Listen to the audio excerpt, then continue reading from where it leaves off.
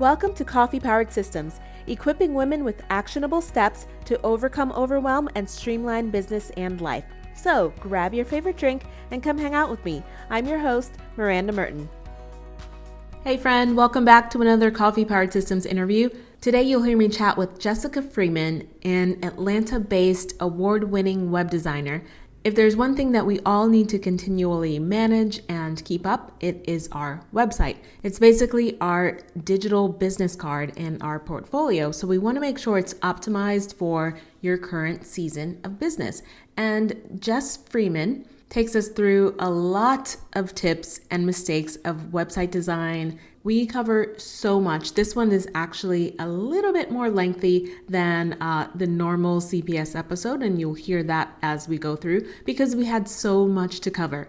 We went over elements of your homepage and your about page, key tips for speeding up your website, ranking with SEO, so many things. Go ahead and grab a pen and paper for this one. You're going to want to come back and revisit this one when it's time to revisit these aspects of your website. And a little bit more about Jessica before we dive into the episode. Jessica is a web designer that helps nutrition and fitness business owners build authority and get more clients. When she's not working with clients, you can find her teaching inside her Better Collective community. Jess also runs her own YouTube channel and her podcast, the Work Your Wellness Biz podcast. I'll drop all those links down for you so you can connect with Jessica after the episode. But for now, go ahead and tune in and listen as I chat with Jess about optimizing your website. Welcome back to Coffee Powered Systems. I'm your host, Miranda, and I am joined by web designer Jessica Freeman of Jess Creatives. Jess, welcome to the show. Yes, thank you so much for having me. I'm excited to be here. I am so excited to have you here and talk about optimizing your website and having the right content. But before we dive in, I would love for you to share, and you can choose either one, either a book you've been reading lately that you have been loving, or if you watch TV, maybe something that you are watching lately that you'd love to share. So I will share what I'm watching, but it's probably not very interesting because it's The Office, which is my all-time favorite show. So it's not at all new or exciting, but I think my husband and I watch it like once or twice a year. Really? So, That's awesome. yeah, That's one of those shows that it's like you can go back to all the time. I think we all have those shows that we're just like, I'm going to pick this up and watch it again. This is like my comfort TV show. I love that. Very cool. Yeah. All right. So web designing, I have always been fascinated with how web designers, become web designers. So for you, were you in a corporate position or did you kind of slowly work your way into web design? So I went to college for graphic design and learned a little bit of web design, but not a lot. And then started in corporate after college and was working as a designer. And it was like my second or third job that they started kind of having me do some web design projects. And so that's when I started to get into that. And then shortly after that, I started actually doing it for my business because I was running Jess Creatives basically in college, and then ever since college, I've been doing Jess Creatives. It was just on the side for a while, and then about a year before I actually took my business full time, that's when I started doing web design and was like, okay, like we'll try this, and I could see that more and more people were wanting websites and asking me for websites, and I was like, okay, so I think this is what I should do. I was a little intimidated, but I was like, I think this would be a good business move, and just in terms of like, everyone needs a website, and I think obviously everyone still needs graphic design services too, but websites are a lot more prevalent. So then I kind of made the dive, and then within probably 2 years, I was just doing websites, and that was it. So, and that's what I've been doing the last like 6 or 7 years. Oh, cool. I love how, that's always fun when you're just like, maybe I should do this. Maybe I should do this. Yeah, I This feel is like actually kind of cool. I feel like that's how I do a lot of I mean, obviously it's a little more strategic than that, but I feel like sometimes in my Mhm. business journey, there's just been moments of like, maybe I should try this. Maybe I should try this. And Yeah. then I do. And then sometimes it doesn't work out. And sometimes it's like, that was really smart. Yay. Yeah. Yeah, I love it when it works. That I kind of actually part of my story too is like that where I was just like, I can do this. When people start asking you for more and more Hmm. stuff, that's kind of like, let me see if I can make this work. That's great. Yes, exactly. So, as we all know that there's like a short amount of time to catch people's attention, right? So, what are the best tips you have for utilizing that above the fold space? And for anybody that's listening that doesn't know, that's the space when you land on the website before you start scrolling. What is the best things that we can have in that top area? Yeah. So, my number one tip here is to always have a really clear headline and make it about what you do and who you help. Like, we don't want to Mm, land on your site and it's like, hey, my name's Jessica. Like, this yeah. is not the information that people are looking for. I mean, yes, they'll want to know who you are and that kind of thing at some point. But in that Mhm, 3 seconds, they are like, is this the web designer I'm looking for? Is this the VA I'm looking for? Am I on the mhm, right site? Because, we've all been there. We're Googling, searching, and you're like, oh, is this what I'm looking for? And you land on a site and you're like, this is not at all what I was looking for. Whether it's completely the wrong service or you're like, this just they don't have the services it seems, or I'm just not like connecting with them. So a really really clear headline, no jargon, no mhm. cutesy terms. You can use that in other places around your website. I wouldn't go overboard with those things because Yeah. in general your website should be really clear, but in that headline, super super specific. I am a VA who offers whatever, tech support. I am a copywriter who offers blog post writing or, whatever. Mhm, Be super super specific. And then I usually would also encourage either a picture of you next to this text because we like to work with people. we want to right. we like to work with people, not just logos and brands. We like to work with actual humans. Mhm, But if you were like, oh man, like I really don't like my picture, or maybe you don't have any professional brand photos, use a stock image that is relevant to your services. mhm. So copywriters, you can put like, a stock photo with laptops and pencils, or something along those lines. Not just, I see a lot of people who make the mistake of like, oh, I found this really pretty, stock photo on Unsplash, and it's like a river and a forest. And I'm like, unless you are like a hiking coach or running coach, like something like that, if it's not relevant to your services, we don't need like these nature outdoors photos. We want relevant to what you are offering, Yeah. because that again just helps give context and helps you look more professional.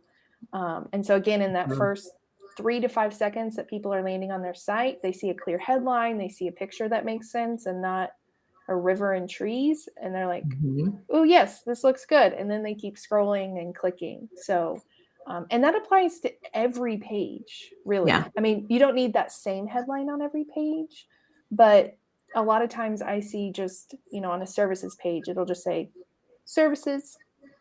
And it doesn't have to be like a full headline, but it could be like copywriting and copy editing services, Yeah. VA tech service. So again, it just gives a little bit of context, Right. and not just my services. A little Keep more reading. descriptive. Yeah.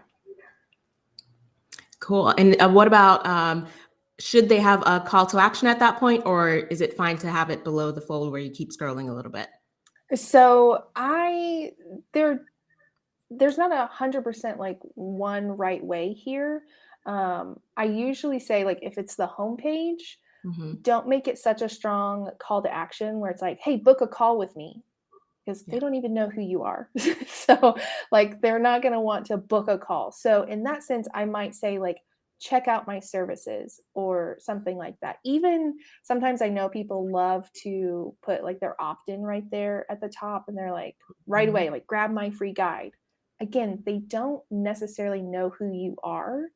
And Yeah. so asking them for their email address, which we are all very protective of, is a big ask. You might be like, but it's free. But it's like, but do they really want another newsletter? Probably not. So Yeah. they really want to make sure that they are connecting with you first before they're going to schedule a call or give you their email address. So you can put a call to action um, in that top like banner or headline on the homepage, but make it something that's a very easy ask, like just view my services. Now, on your services page, you could at the top put like an apply to work with me or book a call or something. Yeah. Again, I sometimes caution against this because they haven't looked at your services yet. And so they may not have seen your prices, Mhm. looked at your packages or anything. I used to have a button at the top of my services page because I was like, oh, like let's give them multiple buttons to click on of where they can, fill out the form. But I found that I was getting more people that hadn't actually looked at all my services or hadn't looked at the packages. So they weren't a Mhm. right fit in terms of budget or what they needed. So I took that off. And once the button was down by the pricing and packages, that helped kind of cut down on those not so good fit inquiries. Oh, that makes total sense. Yeah. Yeah. And going back to what you said about the headlines, like, I don't know if you've been on my site, but I have a service-based providers, whatever, but I also have a changing phrase, like where the word changes. Do you recommend those or no? Like I should drop that. So it's like, Um, better systems, and then it changes, and then it's like, whatever. Like the picture I doesn't think change, but the word changes. Yeah, I think those are okay. I think because there's going to be a word or phrase there when someone lands. And so it's Mhm. not just totally blank that they're Yeah. like, where's this headline? Like, what is happening? So I think Mm. they can be a little fun, and it's a way to like kind of describe your services or who you are talking to or whatever. Because I have a client who actually uses something similar where Mhm. she has a phrase in her headline that kind of rotates. Right. So yeah, I think those are okay. Like, cool. And what are the best ways to optimize your website on the techie side of it? Talking like speed or SEO? Yeah. So speed and SEO are like the two things people worry about the most. Once they've Mhm. got the design, they're like, is my Yeah. site fast? Is it going to show up at Google? And actually the speed can affect your SEO because Google looks at that Ooh. site speed. So that also can play into your SEO. But it Oh, also wow. Didn't know affects, that. yeah, it also affects obviously like the user experience because we don't like slow websites. So Mhm. the first thing I say for speed is if you're on WordPress, make sure you have a really good host. Mhm. Um, like Bluehost and GoDaddy are actually pretty slow. I do not recommend them. I usually recommend SiteGround or Flywheel. WordPress Engine is good. There's other good ones, but the two popular are actually pretty slow usually. Even if you don't think your site is that slow, I've had several clients who switch away from Bluehost and they're like, "Oh, okay, so my site actually was kind of slow. Now I notice that Yeah. it's actually faster." It regardless of what platform you're on, if you're not on WordPress, compressing your images is super, super important. So you Mm. have those nice, pretty brand photos from your photographer, and then they're like 10 megabytes. No, this is Yes. going to slow down your website so much.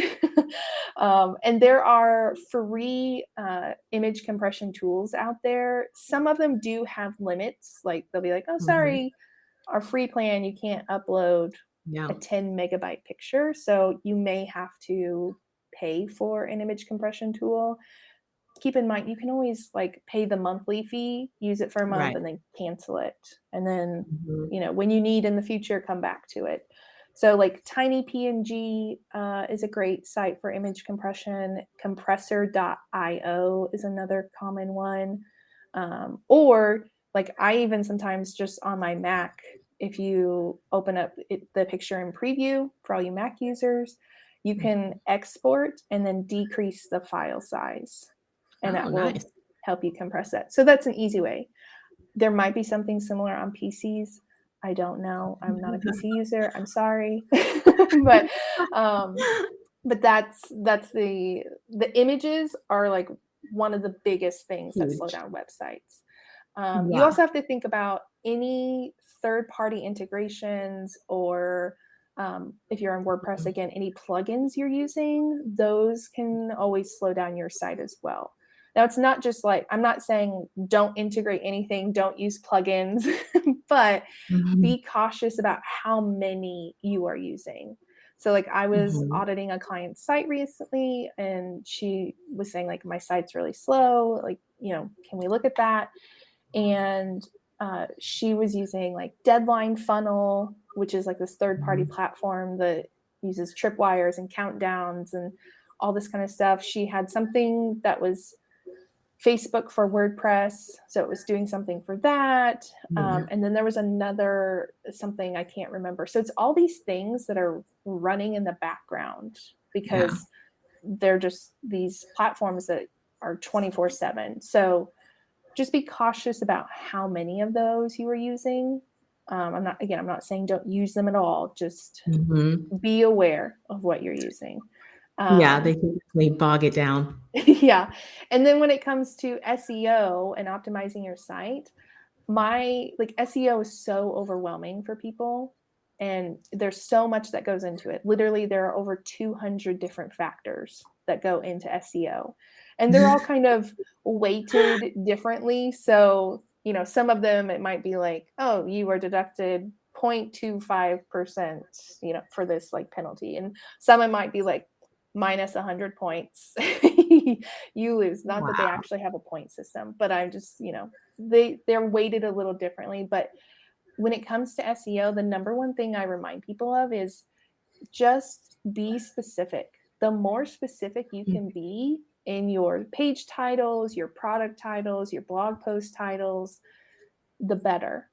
So instead of just saying, oh, I'm a virtual assistant, and putting that in your title, put like virtual assistant for service-based business owners, virtual assistant for photographers, copywriter for dietitians, whatever it is that you are. So if you can be more specific in what services they are, who you serve, services you offer. And I mean, especially like I know a lot of VAs are very specific. They're like, oh, I'm a Kajabi VA or I'm a WordPress VA or whatever. Like use those platform names in your titles as well. And so this goes across all of your pages, posts, anything like that. I always talk about like if, blog posts, let's say you're writing a recipe or whatever, and it's like breakfast smoothies. Okay, well, there are like a million breakfast smoothie blog posts out there. So we're going to need to be a little more specific. So it might be like 6 protein breakfast smoothies for children or women, whatever. So like, I've added how many there are. I've added what's in it, like protein. It's breakfast. So I'm saying it's breakfast, not dessert or dinner or like whatever, and then I'm saying who it's for as well, which is children or women or whoever you're choosing. So anytime you can do that, it's going to help because people are very specific. I mean, yes, people might just be searching smoothies, but it's gonna be really hard to rank.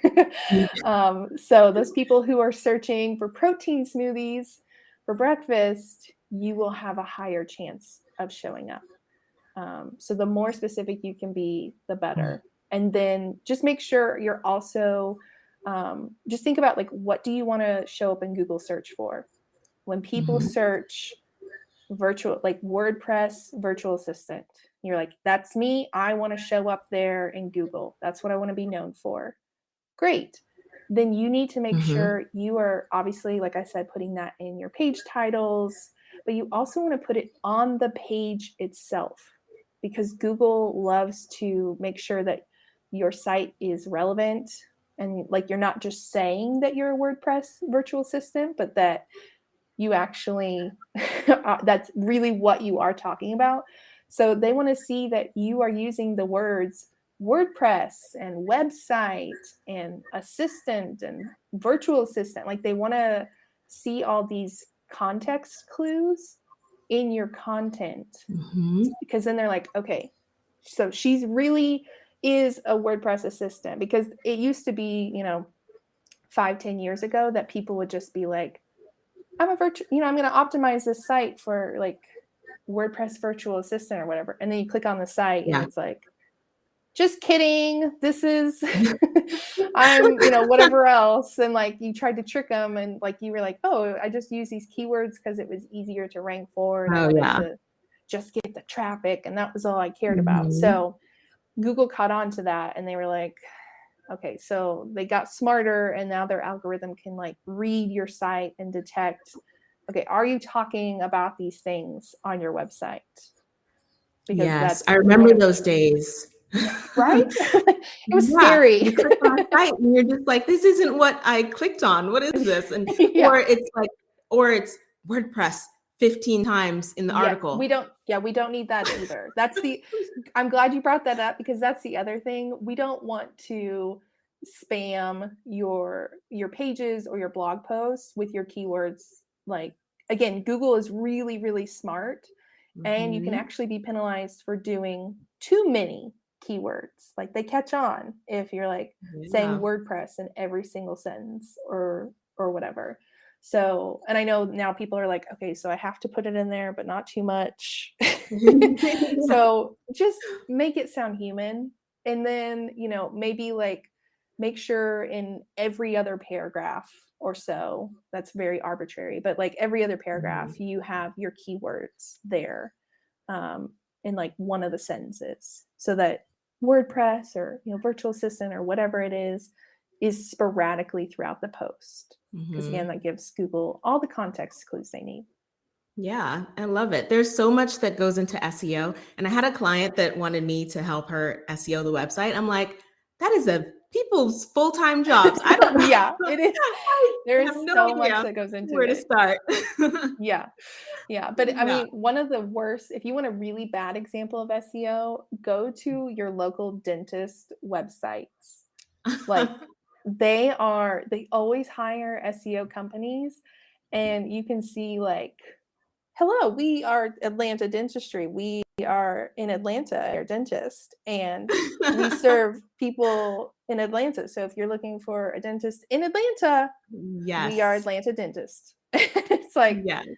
okay, so this doesn't make any sense. And I don't know if other people like notice that, or if I'm just hyper aware of it being a web designer, but it is very annoying. And I'm like, no, don't do this. Yes, I have noticed that. Yeah, and we're actually in the same city. I think we're both in Atlanta area, Nice. and I've noticed that with like the spa.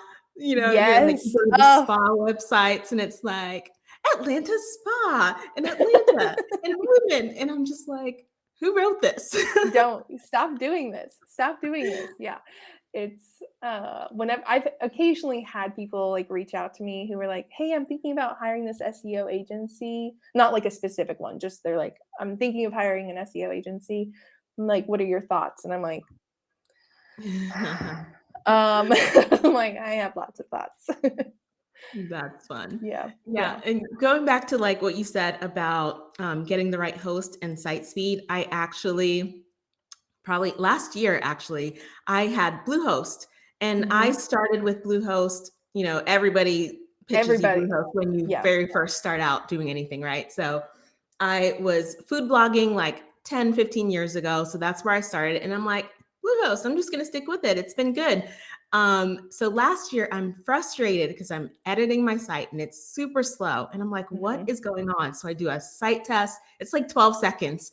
And I'm like, Oh no. okay. So literally 10 minutes. I was like, I'm done with this. and I switch to SiteGround like immediately.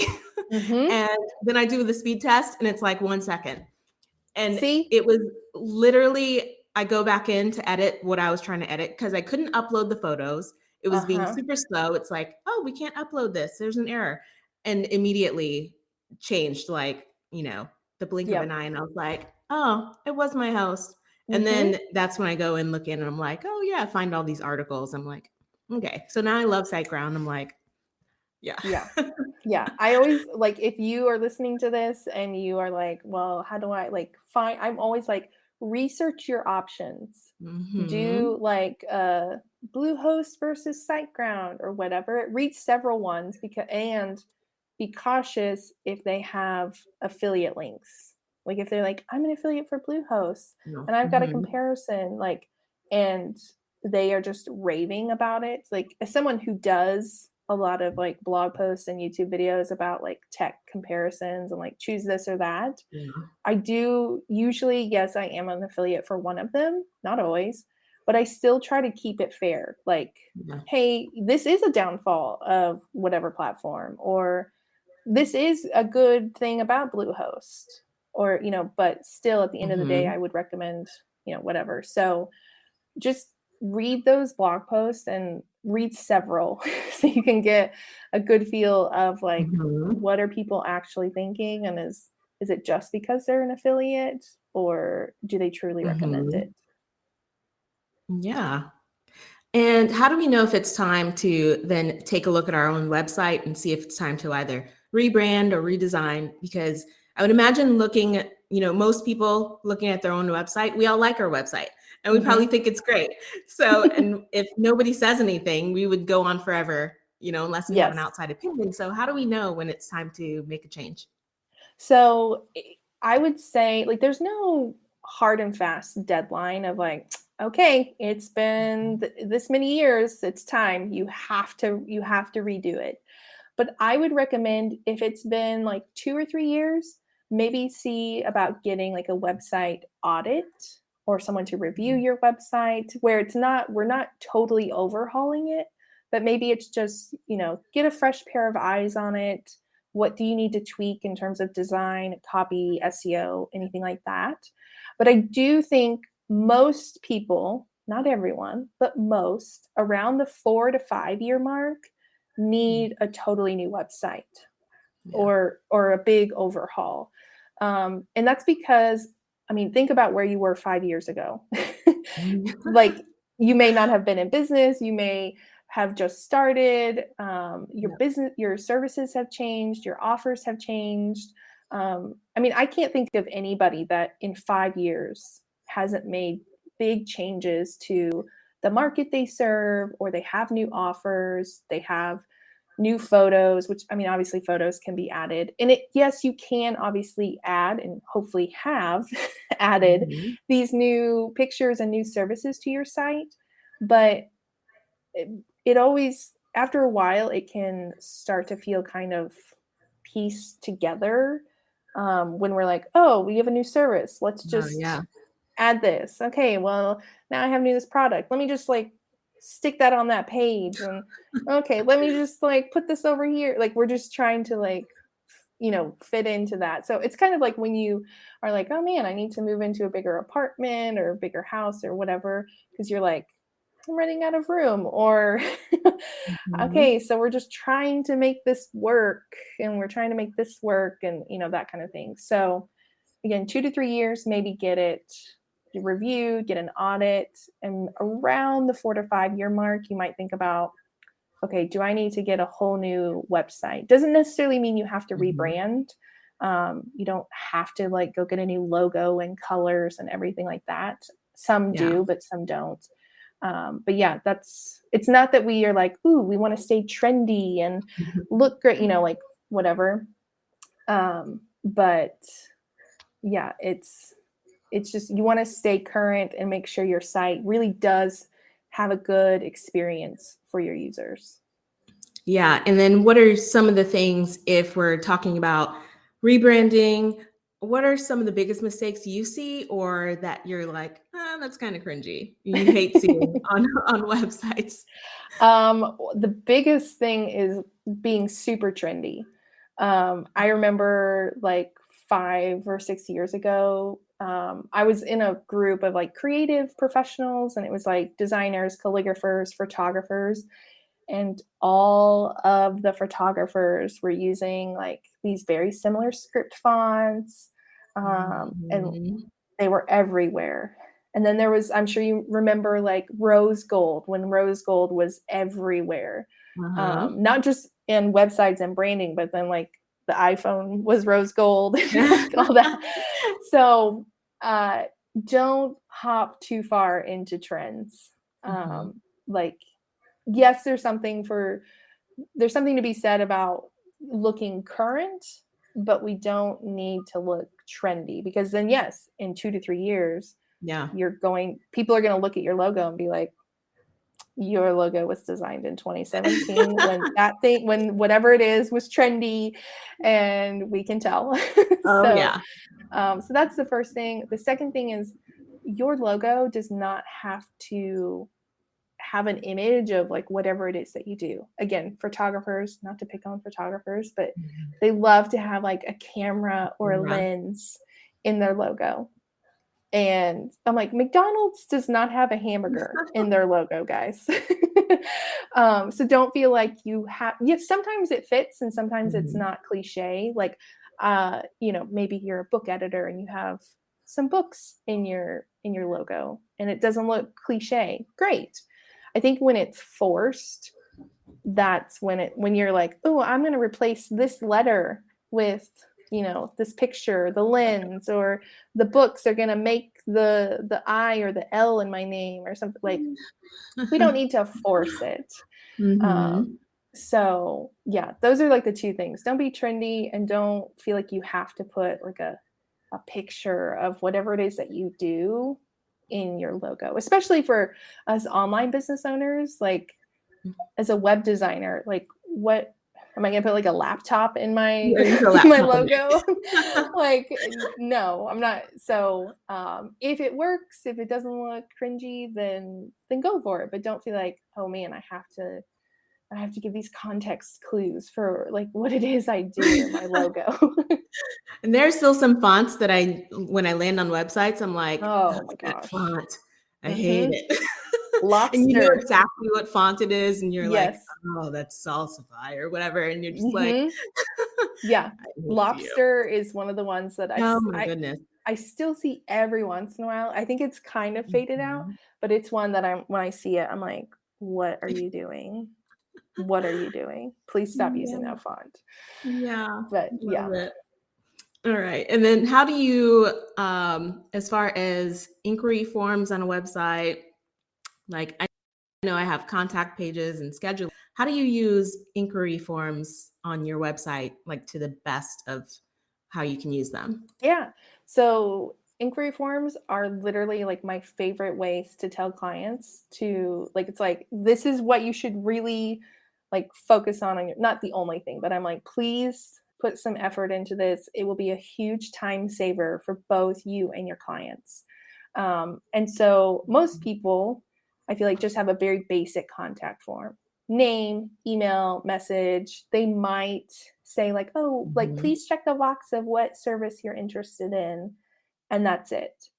Well, that typically doesn't give you enough information of that potential client. So then you have to be like, hi, Jessica. Thanks so much for reaching out about my VA services. Can you tell me more about like what you're wanting and what type of business you are and what's your budget? And like, then you have to go back and forth, or obviously you could also get on a call, that too. But I have been using my inquiry form, I don't even know, for like 7 years now. And I've tweaked it along the way, but it helps me so much because I can literally tell at a glance of this. I get the email that's like, hey, you have a new inquiry. And I can see right away, Mhm. okay, Amy is a photographer. She's looking for this kind of help. this is her deadline, this is her budget, like whatever. Good. I think I can help her. Or it's like, hey, Jim Bob from the auto parts store somehow found your website and wants a new website, but only has $75. Okay. Sorry, Jim. I don't think I can help you. Best wishes. Like I can send those types of emails. Very nice. Like, hey, I don't think we're a good fit. And I usually say like based on your timeline or your needs or your budget or whatever. And then I don't have to waste 17 back and forth emails or hopping on a 30-minute call just to be like, oh, sorry. Actually, I don't think we're a good fit. Yeah. So awesome. I usually say keep it under or around like 8 questions. Like that usually feels like a good amount of questions because we don't need the full picture of like, I'm not asking in my inquiry form. I'm not like, please list the functionalities that you want in your website. Okay. Yeah. But it's, I'm getting an idea of like what their business is, why they want a website, that kind of stuff. And usually they will say like, oh, I want to sell products, or I just need to list my services, or like I've rebranded, I need a new website. So then I can say like, oh, great. Like, yes, I can help you set up a shop, or great, I can implement your branding. That's totally fine. So it not only helps me get a good picture of who I might be helping, but I can also potentially answer more questions when they're like, hey, I'm wondering about this, or I've rebranded. I can kind of reassure them like, great, like I'm not going to change your branding again. Like I'm not here to change your branding if you just got it done.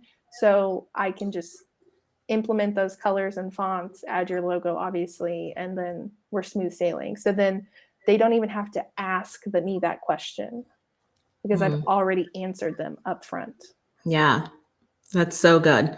That definitely would eliminate a lot of, just enter your name, phone number, email, and, and because if you just put a box of tell me what you want, you'll never really get all the answers. No, right? No, you won't. So the main contact on my website is my inquiry form. I do have a contact form that's like linked in my footer, but like when you open it, it says like, this is not the form to fill out if you want to work with me. If you fill this out, I'm not going to reply to you. Like, and I'm like, because if you can't follow basic instructions that say this is not the form to fill out if you want to work with me, then I'm like, we're already not a good fit. Oh, that's amazing. Yeah. So use that inquiry form. And even if you have different services, like I know some people have like, one-to-one consulting, a 3-month package, and then like a group program, you can have slightly different questions for each service or offer. So just think about like, what is the bare minimum of like information I need that would help me see if this person is a good fit or not. And I will say, yes, there are times that I get an inquiry and I'm like, okay, well, they didn't put a ton of information here. So I'm like, they might be a good fit. They might not. Like, so sometimes I'm like, hey, can you tell me a little bit more? Because you were super short in your answers. But like 99% of the time, I get a really good picture of like, okay, perfect. This is a business I can help. I think, I can clarify this kind of information, but overall, it looks like we would be a good fit to work together. Awesome. So Jess, let us know what your favorite apps and tools are that you are working with right now. Honestly, I think one of my favorites is HoneyBook. And that's what I use for my contracts, invoices, questionnaires, all that. Like it's the whole like client portal basically. And it is a huge time saver because literally that's where the inquiry forms come in. So it's like, okay, Angela filled out my inquiry form. We talked. She's going to hire me. I can like go to her little tab and then send the contract. And then I have like a whole onboarding sequence of emails. And then it's like, okay, schedule your call. Here's the questionnaire. So I literally click like one button and then she gets all the communication. and I don't have to do any of it. So I like when I think about when I used to not have HoneyBook and I used to do it all by hand, and I'd be like, okay, here's the contract and invoice. And then I'd be like, oh crap, I got to send Angela my questionnaire. And we should have scheduled our call last week. I don't have to worry about that anymore. So that's one of my favorites. And then I also really love Social Bee, which is a social media scheduler. And it repurposes, like reschedules your content. So I really only use it for like Facebook and Twitter and LinkedIn. But it just like, I have this library of content and it's like, okay, we're going to like send out these posts. Okay, we've gone through all 500 or however many there are. Okay, now we're going to like restart. So like my blogs and my videos keep being pushed out on social media. And so I still have like a presence there without having to actually be there and spend a lot of time. Because really like Instagram and YouTube are like my main content platforms that I use. Yeah. So I'm like, I really want to spend my energy there, but at least having a presence on these other platforms, I think is important. Just in case someone happens to find me. Like last week, somebody tagged, not me, but my business page in a Facebook group. Someone was asking for a web designer. And I was like, I don't even know who you are. Like, thank you for tagging me. But I was like, I mean, she knew my business name. And so she just tagged my business page instead of me. And so I was like, yeah, I'm not super active over there. I check the messages, the inbox or whatever, but I'm not, overly active on it. So those two tools save me a ton of time in my business. Yeah. Awesome. Yeah, I want to point out that those two that you mentioned, they allow you to automate a whole lot of stuff, saving you time. So how long do you think it took you to set up your like HoneyBook and, get all your things in Social Bee? Because I think that's probably the biggest thing that people are like, when they start to automate, it's like, oh, but all the upfront stuff, it's going to take me so much time. You know? I would say like maybe a day for each. Social Bee probably took a little bit. It probably took a few days because I was using another scheduler and I had to like move it all over manually, and there wasn't like an export option. Right. So it was like, okay, I'm just going to sit here and copy paste like all day. But yeah, and I don't know if it took like a full day for HoneyBook, but yeah, it was a nice and easy setup. And then I've just kind of added things the more I've used it. So like my email sequence wasn't as long like when I started as it is now. Now I have multiple questionnaires because I'm like, oh, like I could use this questionnaire if we're only doing XYZ, and I can use this questionnaire, whatever. But when I first started, it was like, here's my questionnaire. Here's my one contract. And here's, like these other, 3 emails they get or whatever. So don't feel like you have to like have a full email sequence or everything figured out. You can kind of start with the bare basics with whatever you're using. Cool. Thanks. That's a good tip because everybody's always like thinking that they can't move forward until they have everything in place. And I think, they get held back and they put things off and procrastinate, and then they never end up doing it. So yeah. And like, I know people who use like HoneyBook or Dubsado or whatever, and they like, I can think of one friend that she uses HoneyBook for like the invoices and whatnot, but she hasn't like moved over her questionnaires. She doesn't have like an email sequence that she uses. Like she just, that's not part of her process, but she just really uses it for contracts and invoices. And so it's like, yeah, she should move over the questionnaires, but for right now, like, okay, like at least I have the invoices are automated, and that takes something off your plate. And then hopefully eventually she'll move over the other things and can set up some more automations there. Yeah. All right. Lastly, we have covered so much. So We have. if somebody was looking to optimize their website and get started this week, what is your one action step for them? I would say go read the headlines on your website. And are they clear? Like have someone else read them, whether like someone who doesn't go to your website a lot, whether that's like people on your Instagram or like business friends, your partner, a friend, like someone who doesn't go to your website a ton and super familiar with your business. And see, like, just tell them, like, read this really quick, not the whole page, just this part. Does it make sense? Do you understand what I do? And see what they say. Oh, good, thanks. So Jess, if our listeners want to connect with you, where is the best place that they can reach out? Yeah, so of course, my website is jesscreatives.com. And like I said, I'm super active on Instagram, so at jesscreatives over there. Thank you so much. If you are watching the video, you can see Jess Creatives and at Jess Creatives on the screen right now. Otherwise, I will drop those in the show notes for anyone else that's watching. And thank you so much, Jess, for joining me on the show today. Yeah, of course. Thanks for having me. All right, that's all we have for today. I'll see you next time. Bye. Thanks for listening to Coffee Powered Systems. You can find links to everything mentioned in the episode down in the show notes or on the website at mirandamerton.com. If you enjoyed this episode, rate and review it in iTunes or where you enjoy listening so others can find it too. And join me here next time.